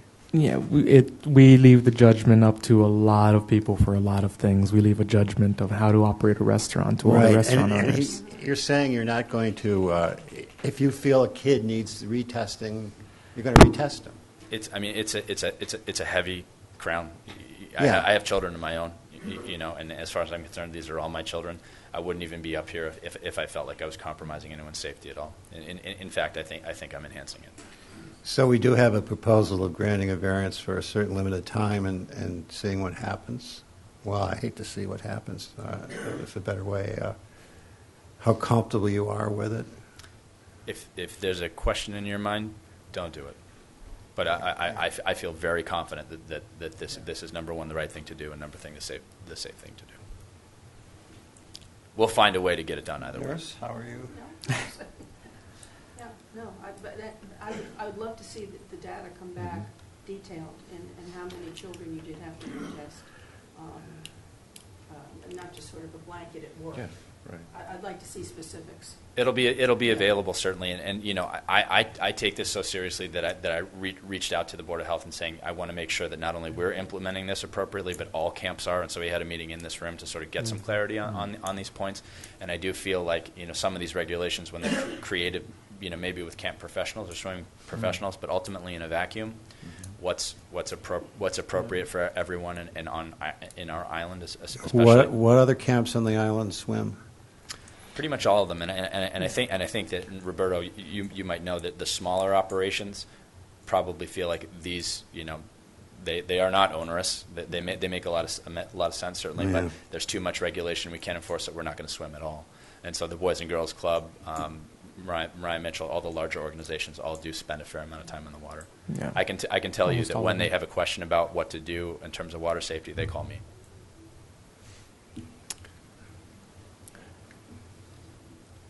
Okay. So I'd make a motion that Yeah. we grant a 1-year variance for retesting, experienced swimmers, and ask this gentleman to come back, not just saying that in a year, and to review the program with us, identify, some statistics on the linkage between the reports of kids who have developed some issue and then whether the the impact on the retesting, and maybe we'll leave it to Roberta to come up with some other criteria if that's comfortable. And that report would be due when? If you can get it to us at the end of the season. I would Yeah, say sure. I mean, these are all trackable things. I would Yeah. want to see it at the end of the season. Great. Yeah. Yeah. So, but so on that's- the September agenda, Yeah, put it on the September agenda. was If that? you can give me till October, that'd be better. Yeah. But We'll put it on the October October. agenda. Let's see how the vote goes. That'd be great. though. Let's go see how the Great. vote goes. So all in favor of the motion as stated by Mr. Kelly, say aye. Do we have a second for Mr. Kelly's I'll motion? second. Any further discussion? I'm still not sold, but we'll see. All in favor of the motion granting a variance to strong winds regarding retesting, say aye. Aye. Aye. Chairman's going to vote no. I'm going to. Me too. So that's 3-2. Okay. If it's, Okay. All right. Thank you kindly. So we'll see you in October. All right. I- So I suggest we take a 5-minute break. sounds good. 3-minute break.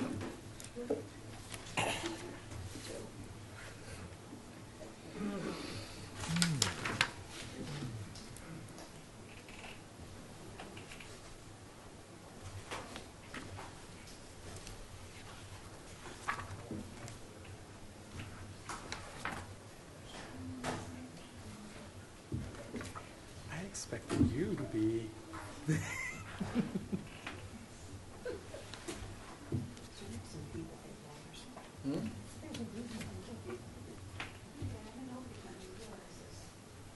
I was thinking about back when I went to certain camps and stuff, and growing up here, I was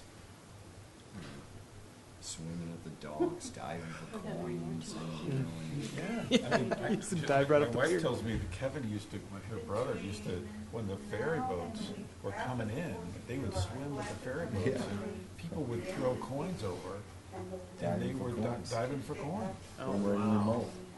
Dive down. My mother would come down and they'd get out of that water.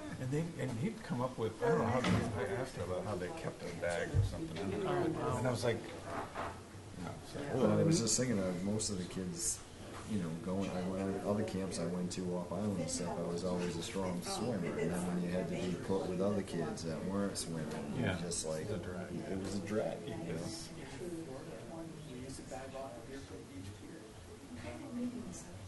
Yeah, yeah. I've been on that field. They had to rebuild it this year. Destroyed by a hurricane last year. It's beautiful. So when they fish off, Fish off the edge, exactly. Yeah, we used to dive on that pier. Okay. Because they used to gate. We're back in session. The next item dealt with, as you recall, at one point we gave the Health Department authority to deal with the food truck issues. Unfortunately, we never really voted on it. Yes. So we should, if we're going to give them that authority, we need to vote on that. So really, just what really comes down to is setting a set of criteria for the food truck guidance. So when people want to apply for the variances for their food truck, just like the lobster trap has, that there's a set of criteria. All right, do you want to read those for the record? So for the record, the 6 criteria that we have come up with is that just like the lobster trap one, they have to have at least the 55 gallons of wastewater capacity, a weekly wastewater disposal log at their commercial kitchen or at the wastewater treatment plant, getting it pumped. The sanitization logs of every time they clean out during the day, as well as the big cleanup that they do at the end of the day. The fourth one is what is their deep clean procedure? So when they go back to their base every week, what is that procedure that they call that deep clean? Are they removing all the things from the walls, cleaning behind it, whole 9 yards, clearing out all the oils, so that we can get an idea of what that deep clean is. The fifth one would be a daily food transportation procedure from to and from the commercial kitchen to the food truck, because they're not allowed to store food on the food truck on the site. Everything has to go back to the commercial kitchen. The only thing we're granting the variance is to leave the actual machine there, the truck. And then the location plan of where is it going to stay at the location and where is it going to stay in their base, so that we don't end up with food trucks parked at the town pier lot. Okay, so Yeah, Art. comments, discussions on that? And Art. And there was an extra. Is there any interest in adding for the transportation of food between base of operations and trailer requiring a refrigerated vehicle? Yes. We discussed that. Yes, We did that's right. discuss That is before. Yes, So this isn't new. This is new. It's been discussed before. Yes, that it definitely is a refrigerator vehicle, and that they provide a HACCP plan for it. Right. The hazard analysis and a critical control point plan. Any discussion? And then I need a motion to grant the health department the authority to grant variances on food truck operations based on the 6 criteria as mentioned by Roberto and Art.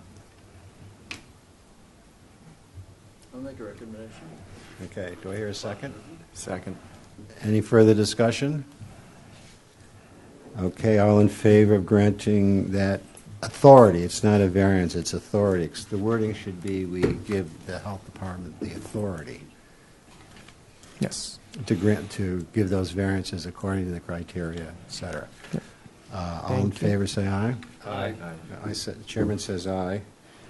That authority is officially given to the health department. Yes. And Elaine, you'd put on pesticides. You want to talk about pesticides? I would ask that we put it on the agenda. Okay. Do you have anything to say about the pesticides and herbicides, or? I just reminded, the herbicide and pesticide, you'd ask that we put on the agenda, a discussion? No. Well, either way, we Anyway, did some. Would you update us? Because we. Yes. Yeah. Well, you know, Cormac, you know, we've been doing it. We've been talking about it. Yeah. You've made very little progress. So, just as a quick update, one of the things that I have been doing in the office is trying to find out what is being put out there, how is it being regulated. And we've discussed it a little bit at the advisory committee, the fertilizer advisory committee. Though they don't want to take it on, it is just something that they did give us the information that it is actually state regulated. They all have to get their pesticides applicators license, and it's actually a pretty hard exam, and it is only given in English. There is no way to get it done if it's a Portuguese, Russian, Spanish. So one of the things we have been looking at is I personally had a discussion with one of the beekeepers on the island, and it seems as if this year the bee colonies, the apiaries, haven't had full colony destruction as much as they've had before. So this season seems a little bit better for now. What we're trying to just kind of get an idea of, which is the hardest part of this, is what is being put down, when is it being put down, and how is it being put down. So that's really kind of where we are. I do have to get that information myself, and I have to do that research here. How many people on the island are in business doing that? Pretty much. Cormac, what's up? Mr. Chairman? Yeah, go ahead. Yeah, I thought you that's had a that great number. question, Roberto, if you don't mind me jumping in. Please. The majority, if not all the landscapers that's are close. using a granular-based fertilizer with a weed preventer, a pre-emergent weed preventer. So that's an herbicide in and of itself. And then they also do some foliar applications of fungicides on the lawns. Mostly it's just lawns. The other large-scale applicator in terms of a foliar is Bartlett's for some of the, not Bartlett's Farm, but Bartlett's Tree for some of the trees and what they do. Myacomet Golf Club, Nantucket Golf Club, and perhaps Sankaty, but I know it's just I know I have data for Nantucket and Myacomet, have to submit, and Roberto gets these, quarterly reports on nitrogen, phosphorus, and all the pesticides that they use, and see if there's any hits in those wells. So we do have trackable data for the golf courses. What I'd like to do, and I've mentioned this just a little bit to Jeff and not yet to Roberto, but we're so focused on the nutrients right now, but we do want to start switching to pesticides and herbicides. Really, there's only 3 to 4 main products that are being used in the harbor watershed for weed and feed pre-emergence. Once you know what herbicide is being used, you can then track it in some of the well testing. Perhaps you could do well water testing, add that in as perhaps a voluntary thing if somebody wants to do.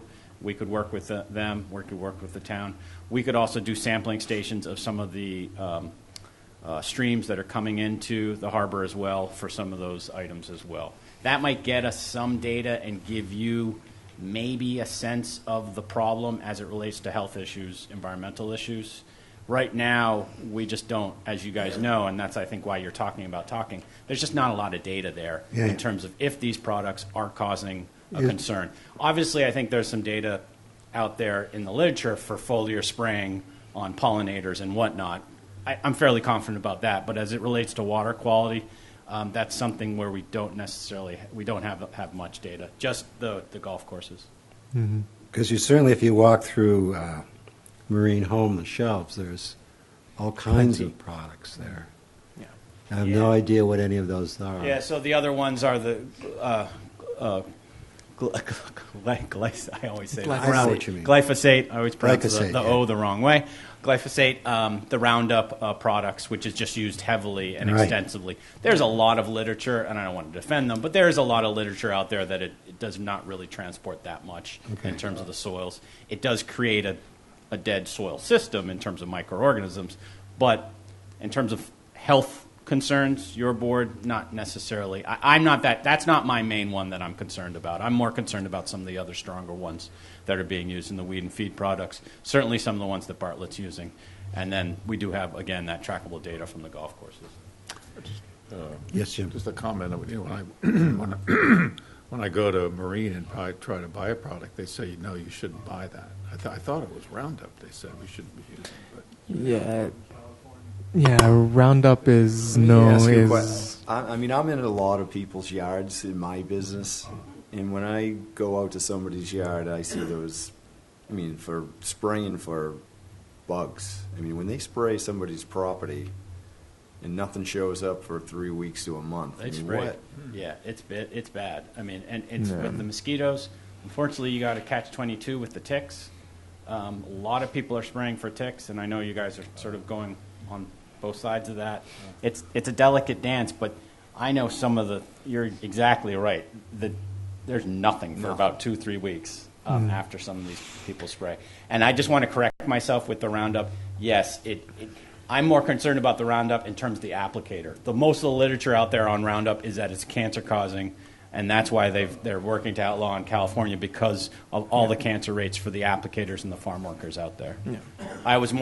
I'm just such in a water quality mode, that's why. Yeah, it's how it's being applied. So what, you're going to get some more information? Yes, so come back to us in a couple of months? Or? Yes, right now we're in full steam ahead mode, so it's going to take some while to catch. You have nothing to do, I understand. No, not at all. We sit around and twiddle our thumbs all day. We're underworked and overpaid. Let me get some data on the pesticide and herbicides. It is absolutely correct that we do get the information from the golf courses because it's the requirement, especially Nantucket Golf because they're in the zone 2 of the wellhead of the Sconset wellhead. So they pay really close attention to what they're doing. Mark is excellent. Right. I'll work on getting this data and see what we can find. When you can, and the fertilizer committee has got enough to do. Yeah. Sometime I want to talk to you about product being sold on the island fertilizer products. I had lunch with a landscaper today and was complaining about sometimes not being able to get the product that she wanted to use. Absolutely. Absolutely. We've had discussions with some of the vendors, and there are for legal reasons, we can't just single out people right I now. know. But Well, there are particular vendors who are really wanting to comply. Right. And there are others who don't. Okay.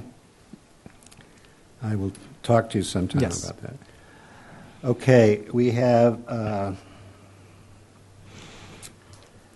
Okay, so the next one, Schimmel and plus areas, and the office or the department staff is asking to be able to give waivers on 64. Yeah, this is... Which we've actually It's the done same a couple thing. of those, yes. Yeah, it's the same We just exact did thing that one. happened with the food trucks, where we've set the precedent, we've set the policy, we've said yes, sewer's coming.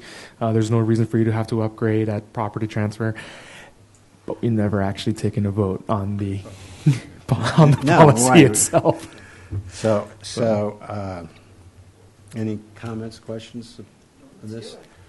So we'd need a motion that we grant the health department the authority to give waivers in the Schimmel Plus area. This would be waiver of 64 for approval of conventional systems in the case where a sewer line will be coming shortly. Yes.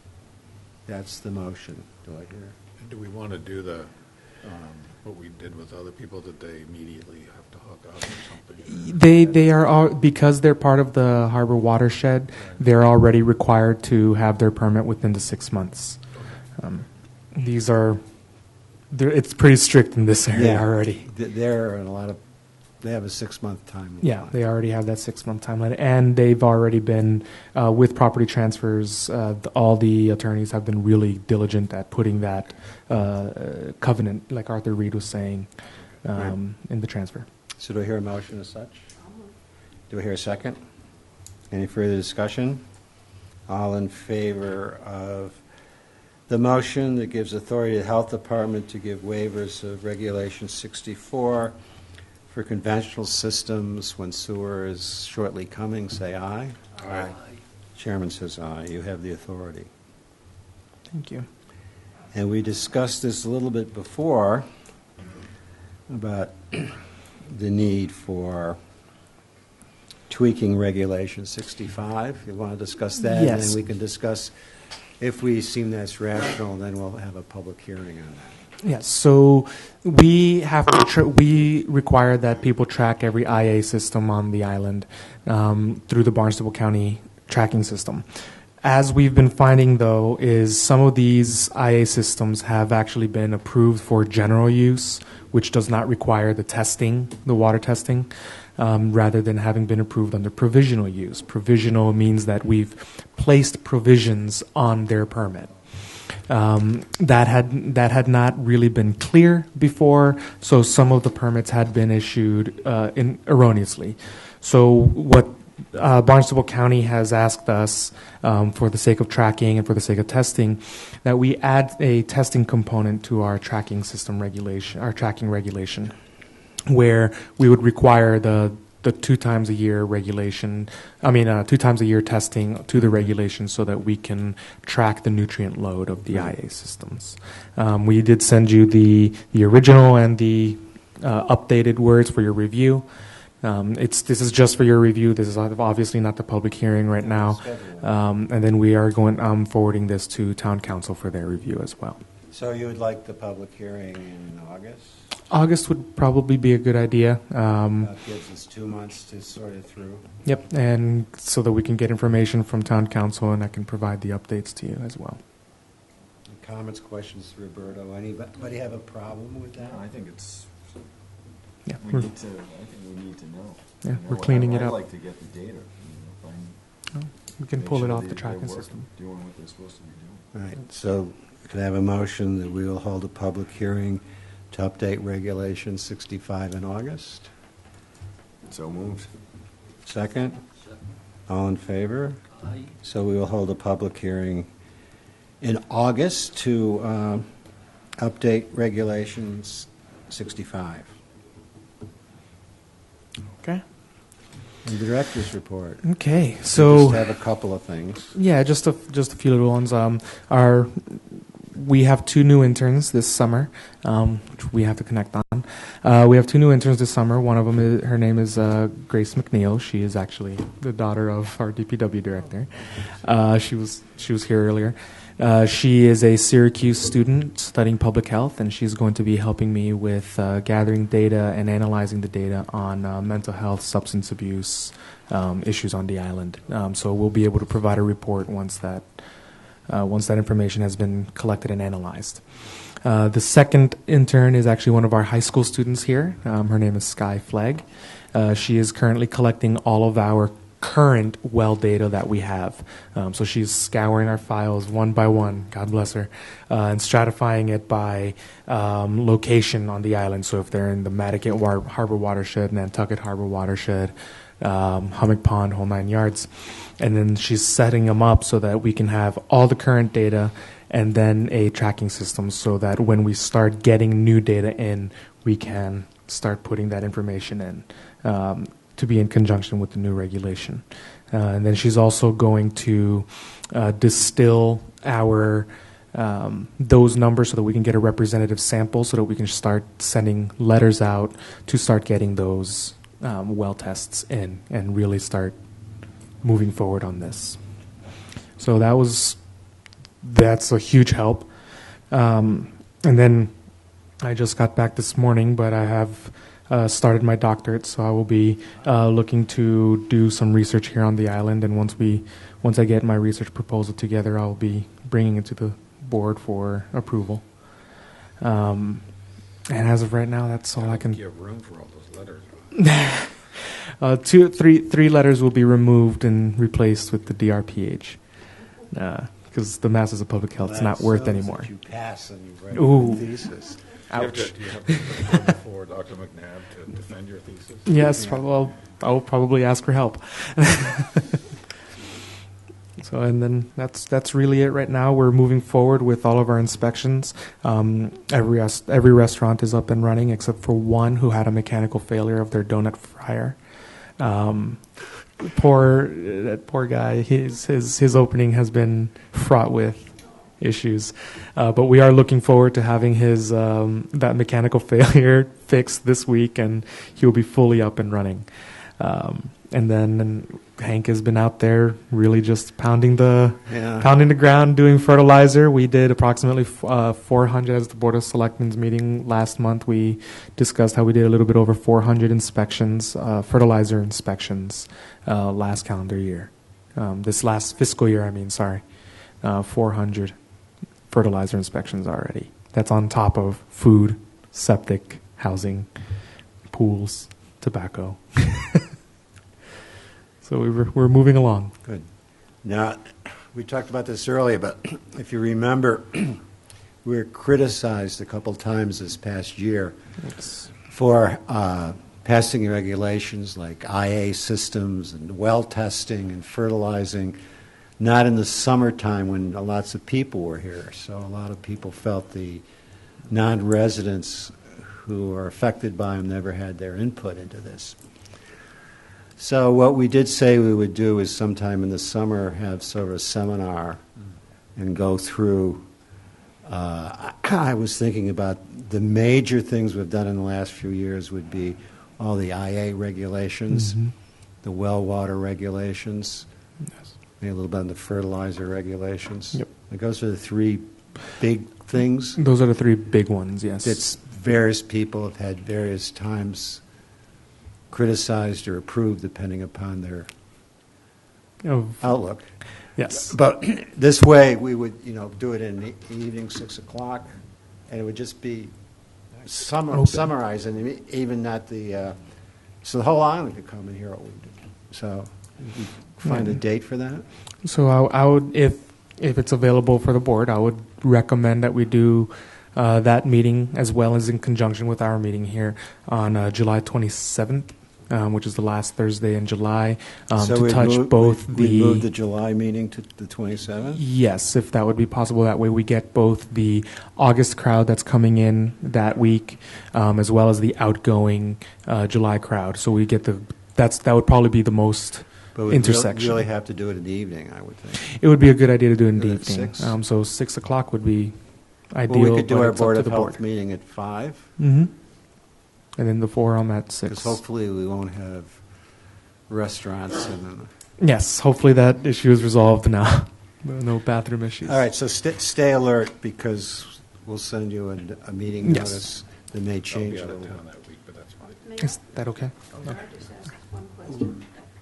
Is there a possibility that we could put some kind of moratorium on what we received prior to meetings? Yeah. Because last month, when you weren't here, we received from a lawyer pages of highly detailed legalese information at 2 o'clock And it on hap- the day of our meeting, and that has continued with this meeting today. And that happened again today, yes. I just think, if we're supposed to be making informed decisions, we're being set up for failure. We cut off the agenda a week ahead so that we can get the agenda out to you that Friday. We do cut off that agenda a week ahead. What the people send to you, to your personal accounts, we can't control, unfortunately, but we can choose not to accept it as a board. Yeah, but I mean, We have to take a step, because it's not right. right, and just from a public meeting rule, I mean, that Yeah, that- information is not available in our package. Exactly. So I was trying to talk about those plans. Yeah, you can choose not to accept it. It's okay if they need to clarify something they've already sent to us or anything like that. But if they want to add anything to the packet that they've already applied to, the open meeting law won't allow it. Well, I concur. Yeah. But what you sent us from Sarah was today. Yes, that came in this morning. That came from you. Yes. To our personal mailboxes. That's the kind of thing that, or when, someone said, well, I'm responding to the staff recommendation. I think those are, they're cutoffs for that. Yeah, there should be definitely be cutoffs for that. It should be, and absolutely, we do cut off the agenda for sure, and we can definitely cut off the packet as I'll well. cut off the packet, and if someone wants to spend, they can comment to the staff recommendation stand. Yeah. Sounds good. Yeah, 'cause Sounds good. That's why I didn't want to see his plans, but actually I'm glad I saw his plans. It's tempting, that's the problem. And you're absolutely It's right. tempting. You're And absolutely the right. other question I have is, how are we doing with bioscience and the mice vaccine study? Which one of the the mine? golf Oh, course? the vaccine study. Yes. So the I forgot for some reason. U.S. Biologics. U.S. Biologics. US They actually sent a box to us so that we can take a look at the product. I actually have the product in my office, and I forgot to show it to you today. It is a box that we will be using at the Nantucket Golf Club. Mark has been very gracious in accepting them as a pilot program. So it's a mice vaccine that's currently looking for FDA approval. They're going to be looking to do a pilot study here on Nantucket to see if the Lyme disease rate in showing up in ticks and in mice gets lower. So it should be a controlled situation where in the golf club there is obviously controlled access to where it is. They are tamper resistant, so children, dogs, deer, things like that won't really be getting There's into nothing it. tamper resistant to a child, but that's Well, the golf club itself you won't necessarily see a lot of children over on the 8th green, which is good. So the vaccine is actually coated on a pellet. It's an oral vaccine. They coat it on an actual feed pellet, and then those feed pellets are accessible through this. I'll have to bring it in. It's a box, or if you want to stop by the office, I can show you. It's a box that is electronically controlled, so it starts rotating, so it becomes available, so they can rotate every week so that the food becomes more available and the vaccine becomes available over time. So what they're trying to do is do a baseline test of ticks infected with mice and ticks infected with the Borrelia species, and then after the study, throughout the study, they're going to be looking to see if the efficacy is there. So he is, Miss Mason is looking to send me an entire pilot kit. So multiple products, multiple pellets, fully coated, and then we'll be able to set up a study protocol and get to work this summer. So we're looking to get that off the ground, on top of everything Kevin is doing and all the other projects. Okay, great. One more thing, and then we'll go. Just some advice from you all. As you know, Dr. Elsvit, who's doing the genetic mice, will be here in August 17th, I think. Yes, the August 17th. And, oh, wait. August 17th. And actually also PBS Nova has been following him around, which should be interesting. But they have suggested a couple other people on the steering committee. And do you want to know who they all are and vote on them, or can I just nominate them? We've already taken a vote to give you the autonomy to nominate them. We have. I do have that authority. Yeah, we took that vote. I want to say it was because we brought Emily here for everyone. Yeah, but I have the authority, so I can just nominate. Yes, you do, because we voted that. We took that vote, I believe it was in February. Okay, so fine. I can pull up the minutes. Fine, pull it up, and I will nominate, because I think it will add a good mix to the steering committee. It'll be I'll let you know when it happens, about a scientist and a skeptic. So it'll be No. two different. Well, scientists have to be skeptics. I think, when I was on the Board of Health in New Jersey, we had a lawyer sit at all our meetings, like you do at the Selectmen. After some of the last couple of weeks, we should. Yeah, we should. Curtail belligerent behavior. That's all right. It wasn't. We've had worse belligerent. Yeah. Okay. If I hear no objections, the meeting will be adjourned. Hearing no objections, the meeting is adjourned by unanimous consent. Thank you, Terry.